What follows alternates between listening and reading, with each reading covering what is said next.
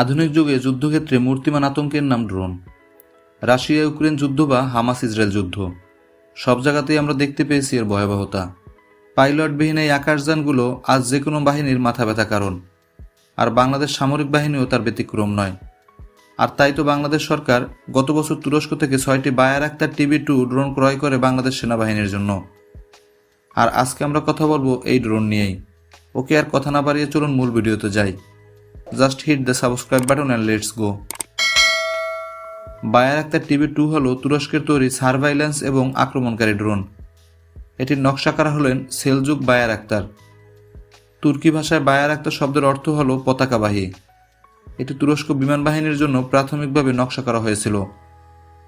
বায়ারাক্তার TB2 2014 সালের আগস্টে প্রথম উড্ডয়ন করে। 2015 সালের 18 ডিসেম্বর এটি প্রথমবার ক্ষেপণাস্ত্র নিক্ষেপ করে। প্রতিটি বায়ারাক্তার TB2 এর মূল্য 5.5 মিলিয়ন মার্কিন ডলার। এখন পর্যন্ত 600 এর বেশি বায়ারাক্তার TB2 উৎপাদন করা হয়েছে, যা কিনা তুরস্ক, বাংলাদেশ, কাতার, লিবিয়া, রাশিয়া সহ মোট 22টি দেশ ব্যবহার করে। এবার আসি এর স্পেসিফিকেশনে। এতে কোনো পাইলট থাকে না, তবে কন্ট্রোল করার জন্য 3 জন গ্রাউন্ড কন্ট্রোলার দরকার হয়। এটি লম্বায় 6.5 মিটার এবং উইং স্প্যান 12 মিটার। এতে ইঞ্জিন হিসাবে আছে একটি Rotax 912 IS internal combustion engine.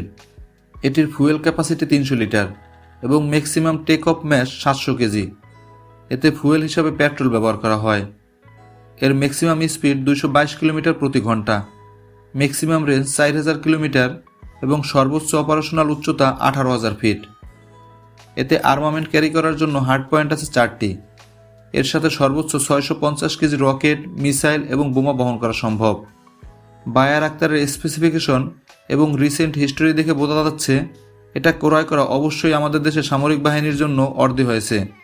যাই হোক, বাংলাদেশ সামরিক বাহিনীর উত্তরোত্তর সমৃদ্ধি কামনা করে আজকের মতো এখানে শেষ করছি।